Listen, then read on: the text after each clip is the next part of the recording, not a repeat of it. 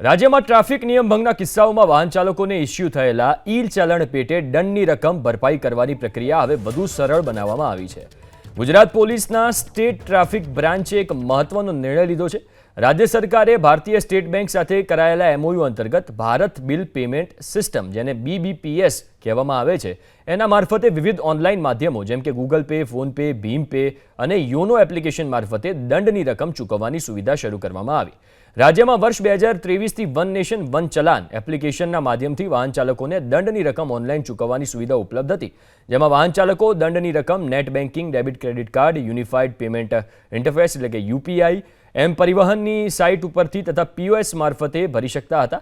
હવે આ સુવિધામાં વધારો કરીને BBPS પ્લેટફોર્મ એટલે કે ગૂગલ પે, ફોન પે, ભીમ પે અને યોનો એપ્લિકેશન મારફતે વાહન ચાલકો સીધો દંડની રકમ જ એની ભરપાઈ કરી શકશે। તેના માટે એપ્લિકેશન પર જઈને state traffic branch Gujarat option પસંદ કરીને પેમેન્ટ કરવાનું રહેશે।